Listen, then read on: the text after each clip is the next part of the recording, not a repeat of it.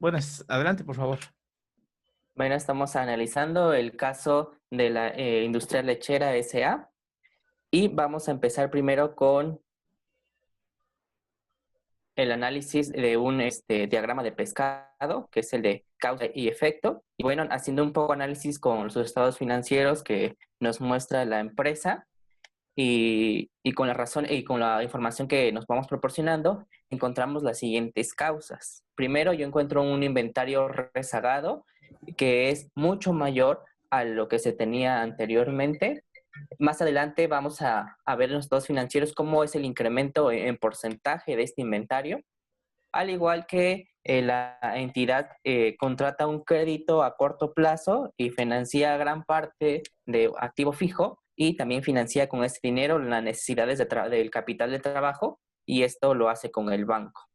La otra fue que compró equipo y terreno, o sea, activo fijo, incrementó con el préstamo que se obtuvo del banco. ¿Eso qué provocó? El banco y la empresa habían pactado que le iba a prestar el dinero, le iba a extender el crédito, pero siempre y cuando se mantuviera por arriba del 2%, del 2 puntos en la razón circulante, es decir, en su liquidez.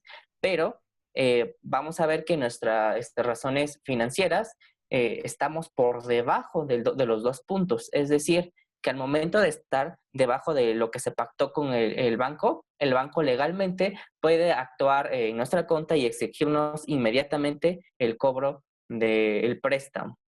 Pero aún no lo ha hecho así el banco, así que estamos planteando una posibilidad, una herramienta financiera que nos ayude a que estar arriba de esos 2 puntos con lo que se pactó con el banco. Y aquí ya describimos bien la problemática que encontramos, que la empresa tiene un problema de liquidez motivado por la adquisición de un crédito a corto plazo y por emitir ese dinero a largo plazo, que esto viola la tercera regla de inversión y financiamiento, que la cual es que los activos fijos deben ser financiados preferentemente con recursos de la empresa y, en segundo lugar, con créditos a largo plazo. Además, que ha adquirido demasiada mercancía y esta sola se encuentra en el almacén y no se logra vender. Ahora bien, vamos a analizar lo que les menciono, que el incremento de la mercancía y la compra de equipo y terreno. Cuando nos presentan el estado financiero, a simple vista sí se logra notar el incremento, pero ahora lo importante es verlo un incremento porcentualmente. Es por eso que se hace la descomposición del estado financiero para hacer el método de porcientos integrales. Y vemos aquí claramente, primero, vemos que caja y bancos, o sea, nuestro efectivo disponible, fue disminuyendo porcentualmente hasta llegar a 1.4% con comparación con el total activo. Sabemos que para hacer este modelo de porcientos integrales se descompone el estado de situación financiera y tomamos como base todo el activo, o sea, el activo total. Y vemos que nuestras cuentas por cobrar se mantienen más o menos estables. Nuestro inventario, esto era lo que era preocupante. Mantenemos un inventario a fin de balance general en 2014 del 34%, en 2015 del 36%, 2016 47% y 2017 tenemos un inventario de 56.4%. O sea, de toda la mercancía que tuvimos en el año, ni siquiera vendimos la mitad. Es decir, nada más vendimos menos del 44%. Eso no va a lograr cubrir con las necesidades que presenta la empresa. Y vamos a ver lo de la compra del terreno. Iniciamos el año con 10, en 2014 con 10%, en 2015 con 5.8%, 2016 con 12%. Aquí vemos que es la adquisición de lo que mencionábamos en el 2016. Aquí ya se adquiere el terreno y vemos que está a un 12% y en 2017 baja al 8.4%. La maquinaria la mantenemos 7% a 2017 y otros activos se logran reducir hasta llegar al 0.4%. Esto quiere decir que tenemos un activo fijo del 15.7%. Vamos a recordar este porcentaje porque ese porcentaje nos va a ayudar para hacer un análisis sobre qué tiene la empresa para lograr cubrir la necesidad de pago. Y vamos a ver que el pasivo bancario en 2014-2015 no adquirimos ningún crédito. El problema fue en 2016 que adquirimos un crédito y esto equivalía al 9.5% del activo total en ese año. Y de ahí lo incrementamos un 10% más. ¿Y qué hicimos con ese dinero? Pues fuimos aplicándolo. Ahorita vamos a ver con el mismo estado financiero, pero aplicando las leyes de la origen y aplicación de los recursos. Vemos que aquí hay un incremento del 10%. En cuentas por pagar, igual incrementan nuestras cuentas por pagar, le seguimos debiendo a terceros y es de un 6% el incremento comparado al año anterior. Así que nuestro pasivo circulante aumenta a un 45.7% del activo total. Es decir, que si nosotros liquidáramos todos esos pasivos circulantes, que son a corto plazo, sería el 45.7% de todo el activo que tenemos, que va a involucrar desde el activo circulante hasta el activo fijo. O sea que debemos al bastante dinero y es de inmediato cobro. Nuestro pasivo a largo plazo solo representa el 2.5%. Y eso quiere decir que nuestro pasivo total es igual al 48.2% de todo el activo. También tenemos acciones comunes, nuestro superávit, nuestras utilidades acumuladas y un total capital de 51.8% y eso nos da el 100% que tendríamos que llegar. Ahora, vamos a ver de dónde se aplicó ese préstamo. Así que vamos a ver el origen y la aplicación de los recursos con el siguiente. Seguimos con el mismo estado financiero, nada más que yo tomé solamente los 2 últimos años, que es 2016 y 2017. Ahora, en 2016-17, haciendo la comparación, tenemos una clara disminución del efectivo, que es de 6,000 pesos. Eso quiere decir que hay un origen de la aplicación, un origen en ese sentido. Ahora, las cuentas por cobrar aumentaron, es decir, hubo una aplicación. Nuestro inventario también aumentó y vemos que tenemos bastante inventario y aumentó aumentó 263,000 pesos. Pues es una aplicación. Y vamos ahora con la planta y terreno. Como vemos, hay un origen de 6,000 porque hubo una disminución comparado al año anterior. También la maquinaria disminuyó comparado al año anterior. Esto se puede reflejado por la depreciación que sufre la maquinaria y directamente, pues lógicamente tiene que disminuir. Otros activos igual disminuyeron, así que hay un origen. El pasivo bancario aumentó, vemos que aumentó 153,000 pesos. Esto quiere decir que hay un origen. Las cuentas por pagar también aumentaron 125,300, casi a la par que el pasivo bancario, también es un origen, y también aumentaron nuestros acreedores diversos, 17,000, que es un origen. Y nuestro pasivo a largo plazo hubo una aplicación porque en lugar de aumentar, disminuyeron. Debíamos 32,200 el 2016 y a cierre de balance general 2017 debemos 30,600. O sea que hubo una aplicación de 1,600 pesos. Y por último, las utilidades acumuladas. En este caso no hubo un decreto de dividendos. El origen de esta cantidad corresponde a lo que se menciona en nuestro estado de resultados como una utilidad de 34,000. Entonces fue un aumento y hubo un origen. Y como vemos, ambas cantidades están literalmente cuadradas. No hay error de decir que están mal aplicadas, sino que está todo cuadrado. Vemos algo muy importante, que nuestra liquidez aquí disminuye. Y aumentamos que nuestro pasivo bancario y a 153,000. Es algo bastante grave porque nos están exigiendo un inmediato cobro solamente por disminuir nuestra liquidez. Así que de esta forma vemos dónde estamos llevando nuestros recursos, qué estamos haciendo con ellos, si adquirimos un préstamo, si disminuimos lo que debíamos, o si fuimos adquiriendo nuevos activos. Ahora quiero pasar a responder las primeras preguntas. La primera pregunta nos dice que tenemos que calcular las razones financieras de la industria lechera, ¿no? Ya las calculamos. Y aquí vamos a ir viendo la del sector con las de los demás años. Más adelante, casi al final, vamos a ver cómo vamos a ir aplicando las recomendaciones que vamos señalando y las propias recomendaciones o sugerencias que emite el propio problema, que si lo leyeron, en los últimos 2 párrafos se dice que en qué concluye este análisis financiero, que es incrementar el préstamo que se suele pedir.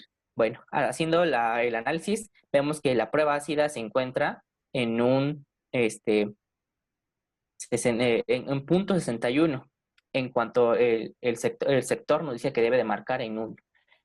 Ahora, lo importante, la razón circulante, nuestra liquidez se encuentra en 1.85. Y si vemos el problema, aquí nos menciona que se debe de estar por lo menos en 2 puntos, o sea, no bajar de los 2 puntos, pero nosotros, la empresa, bajó. Aquí lo menciona, que la circulación se encontraba por debajo de los de las 2 veces a las especificadas en el contrato legalmente. De acuerdo al contrato del préstamo, el banco podría requerir a la compañía el pago en forma inmediata. Eso es lo preocupante. Al bajar hasta estarnos a 1.85, no estamos ni siquiera cubriendo lo que se menciona en el contrato con el banco. La rotación de inventario está en 4.48 y no es ni siquiera aproximado a lo que nos menciona el sector, que es de 7 veces. Los días promedios de inventario es en 130 comparados a los demás años. En este caso no tenemos del sector. Los días promedio de cobranza igual son 32 días los del sector y nosotros los elevamos, es decir, estamos tardando más en cobrar nuestras cuentas por cobrar. La rotación del activo fijo vemos que es de 13 veces, nosotros tenemos 11 y así vamos viendo que estamos a veces por debajo del sector y otras veces nos conviene estar por debajo y otras veces por arriba, ¿no? Y vamos a ver que el pasivo a total de activos, nuestro límite es de 50, nos encontramos en 48, ya estamos llegando al límite de estar puestos en los pasivos totales. Y lo más importante, el margen de utilidad. 2015 nos encontrábamos arriba del sector, 2016 en el medio del sector y 2017 abajo a 2% del sector. Con eso vamos a ver qué tendencias y debilidades muestra este análisis de razones financieras.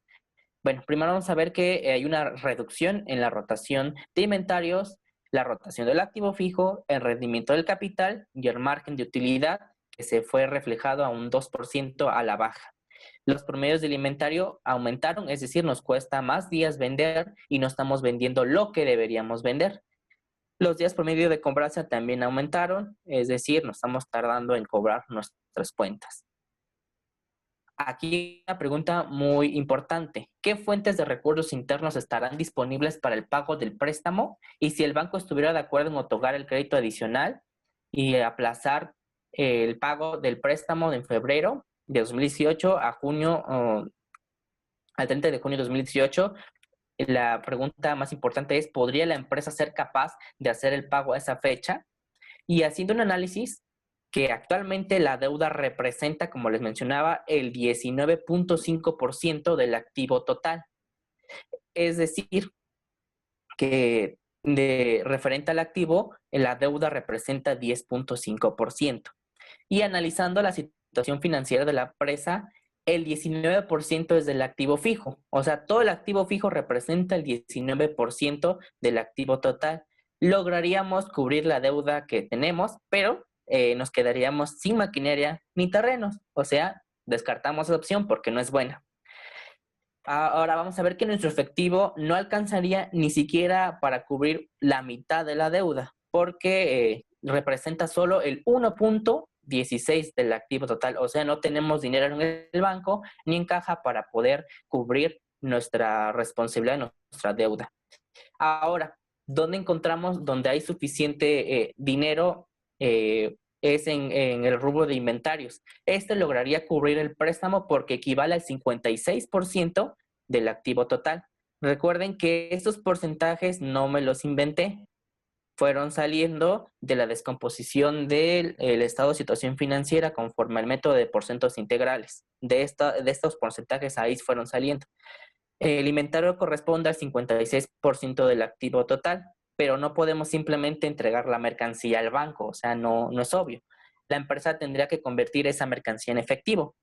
Y también sí lograríamos poder hacer el pago a esa fecha con un plan alternativo financiero, haciendo la empresa más rentable y llevando el nuevo préstamo que se piensa adquirir a un pago a largo plazo. El pago de la actual deuda, la entidad lograría cubrir su obligación con el banco si logramos vender la mercancía que se encuentra rezagada, o sea, utilizando el activo que es el inventarios para lograr cubrir esa deuda, pero primero hay que convertir ese inventario en dinero. Ahora vamos a ver lo que les dije en nuestro estado de situación financiera. Aquí les decía que el activo total correspondía todo aquí está, al 16, o sea, 15.7 equivale, y esto nos maneja que nuestra deuda cuánto corresponde. Aquí se encuentra, 19.5. O sea, no nos alcanzaría. Y en inventario sí nos alcanzaría porque equivale al 56% de todo nuestro activo. Si vamos viendo esta forma de ver este análisis, que la única forma de lograr cubrir nuestra deuda es vendiendo el inventario. También podríamos, otra opción, recurrir al cobro de nuestras cuentas por cobrar. Pero si tenemos, no sé, algunos contratos planteados donde el cobro no se haga en esas fechas, sino posteriores, pues lógicamente no lograríamos exigirles el cobro a nuestros clientes o a las personas que nos estén debiendo ese dinero. Ahora vamos a pasar a contestar la pregunta número 4, que es: ¿en estas circunstancias es valedero el análisis comparativo de razones? Sí, porque de ahí nos damos cuenta que podemos tomar decisiones inmediatas y de lo que necesita la entidad para mejorar su liquidez, y también nos arroja la información de venta de mercancía y los efectos de la mala planeación financiera. Podemos diseñar con eso las estrategias correspondientes para la solución de los problemas financieros que padece la empresa. Y porque esa no es la que nos arroja que nuestra liquidez se encuentra por debajo de lo pactado con el banco. Si no hubiéramos hecho nuestras razones financieras, no nos hubiéramos dado cuenta que pues estamos perdiendo bastante liquidez, y que al perder liquidez, el banco está en todo su derecho por el contrato que hicimos en hacernos un cobro inmediato. Ahora, la siguiente pregunta es: según su análisis financiero, ¿usted cree que el banco deba incrementar el préstamo, aplazar el término del crédito al 30 de junio de 2018? Yo digo que sí, es necesario el crédito que se menciona, ya que al tenerlo como capital de trabajo, el flujo del préstamo haría que la razón circulante se elevara hasta el 3.23, cumpliendo con el requisito pactado en el contrato del banco de mantener la razón circulante en 2. Ahora, ¿de dónde saqué yo que aceptando el préstamo del banco lograríamos incrementar la razón circulante? Lo saqué haciendo nuestros estados financieros pro forma. Si yo voy aplicando esa cantidad a nuestros estados financieros pro forma, voy viendo que se va incrementando nuestra razón circulante, nuestra liquidez. Ahora les voy a presentar de dónde fui sacando eso con los análisis pro forma en Excel, para que vayamos viendo. Creo que es este.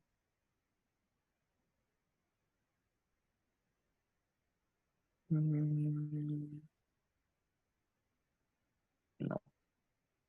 Permítanme porque no me aparece la pantalla de Excel.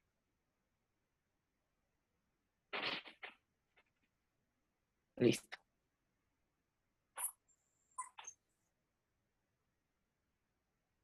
Ahora, las recomendaciones que yo hago haciendo un análisis es que sí aceptemos el préstamo, pero también que vendamos lo que nos corresponde vender.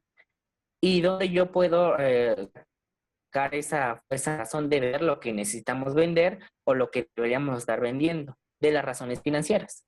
Aquí, para saber que yo ando vendiendo correctamente, debo de diariamente. Es decir, nuestro costo que vamos a nuestro estado de resultados debe de ser un equivalente a dividirlo entre 360.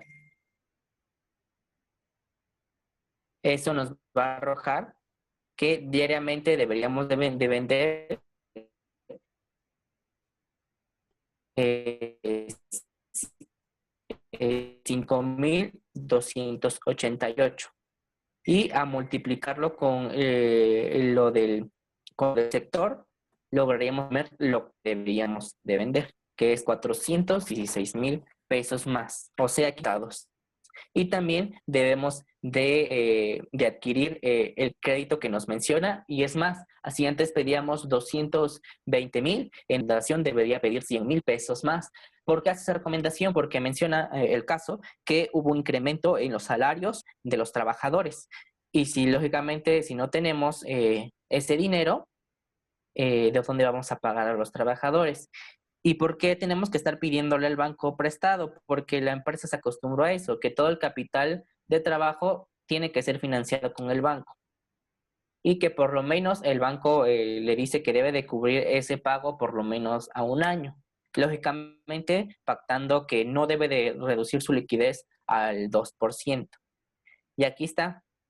Yo dije que, bueno, se planteó que se debe de vender más, que son 46,000 pesos, y esto lógicamente tiene que aumentar nuestro efectivo porque entra el efectivo y debe disminuir nuestro inventario. Aquí hubo la disminución de inventario. Y lógicamente lo debo de llevar a nuestro estado de resultados. Lógicamente que las ventas netas aumentaron a un 416,000 y un costo también de 416,000, nueva utilidad bruta, y eso lo vamos a mandar al estado de resultados pro forma.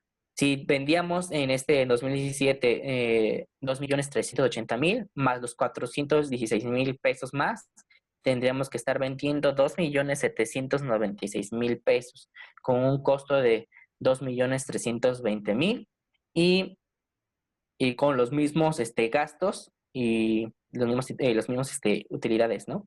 Y lo logramos, vamos a lograr obtener una utilidad de 34,000 pesos. O sea, literalmente se pueden dar cuenta que dirán no afectó en nada, pero la realidad sí, porque al decir que vendimos 416,000 pesos más, vamos ahora a ir a nuestro flujo de efectivo. Por aquí lo tengo. Vamos a ver qué pasa. Si yo incremento esto, mi flujo de efectivo se verá altamente afectado. Aquí, por un incremento de ventas. Al aplicar estas recomendaciones, vamos a ver que en nuestro flujo de efectivo va a incrementar primero ventas. De ahí, si yo adquiero el préstamo, que es de 340,000 pesos, pues en préstamos va a aumentar. Y vamos a tener un total de entradas de efectivo de 756,000 porque tenemos que sumar también el saldo de efectivo inicial que era de 17,000. Y si nosotros pagamos a bancos,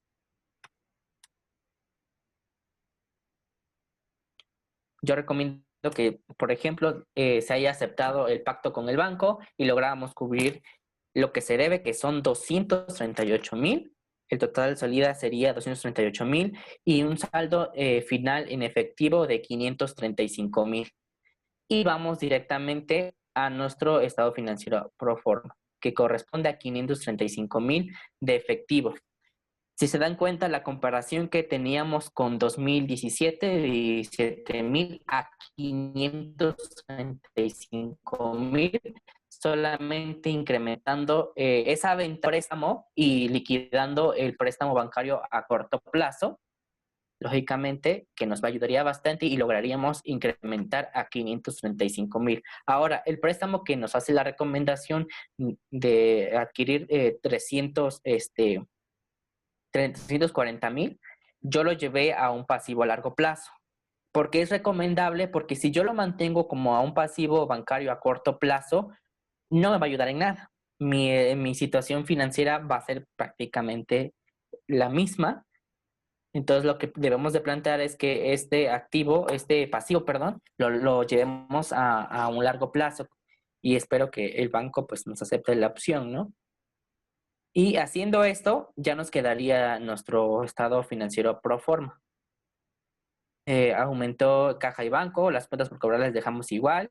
El inventario hubo una disminución por la aplicación que hubo y tenemos un activo circulante de 1,130,000, comparado con el anterior se incrementó. Una pregunta, Plan Alberto. de, sí, ¿Cómo es que estoy viendo en el año 2017 tenías un flujo de caja de 17,000, ¿verdad? ajá. ¿Cómo fue que llega a 535? Primero, vendiendo lo que se debería de vender, o sea, la mercancía rezagada de 416,000, yo la debo de vender y la sacamos con la razón circulante de días promedio de inventario. Sacamos lo que debíamos de vender por día y esto lo multiplicamos por el promedio de inventario y eso nos da de 416,000 que nos falta vender. Ujú. Si yo Y lo el saldo, vendo, me sí, voy a mi flujo de efectivo. sí, el saldo que tienes, llévame a donde está el proforma. El proforma ¿Sí? estado, el balance.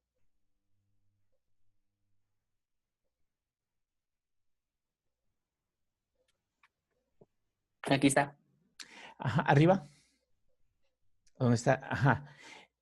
¿Cómo obtienes estos 535? ¿De dónde lo sacaste? ¿Del flujo de efectivo? Del, sí, A ver, llévame. aquí está el flujo de efectivo. Yo tenía en 2017 17,000 en caja y bancos. Yo incrementé mis ventas a los 416,000 que me faltaban. Y el préstamo que me recomiendan adquirir en lugar de 240,000, yo debo de obtener 340,000, porque dicen que se aumenta 100,000 pesos más por el incremento de salarios. Y tengo un total de entradas de 756,000 y debo de cubrir mi necesidad de pago con el banco de 238,000.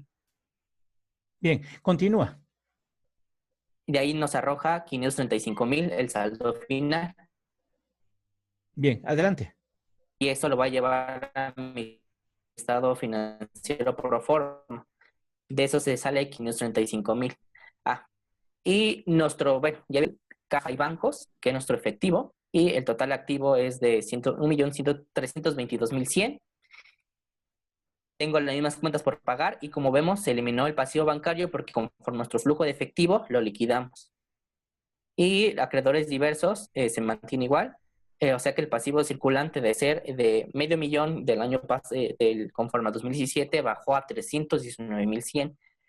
El pasivo a largo plazo era 30,000, pero como a la adquisición del crédito de 340,000, aumentó a 370,600. Y el pasivo total es de 689,700 y se quedan las mismas acciones, el mismo superávit y las mismas utilidades acumuladas y eso nos da 1,322,100 y nos cuadra nuestro balance general o nuestro estado de situación financiera. Ahora, todo esto lo tengo que yo llevar a mis razones financieras, ¿no? Y aquí están nuestras razones financieras. La prueba ácida, en lugar de estar como el sector nos menciona, a 1,69. Nuestra razón circulante, de tenerla a 1,85 y aplicando lo que les mencionaba anteriormente, logramos elevarla a 3,54. Es decir, estamos por arriba del sector y por arriba de lo que se pacta el contrato. Esto quiere decir que logramos aumentar nuestra liquidez y ya no se encuentra tan baja. y como vemos la aumentamos casi al doble de lo que teníamos en 2017. Nuestra rotación de inventario está por arriba del sector. Aquí nada más, Barrita. Sí. Casi se ha acabado el tiempo. Muy bien. Ujú. Hasta acá lo vamos a dejar en este momento y vuelvo a comenzar. ¿Vale? ¿Hecho? Vale, vale. Gracias.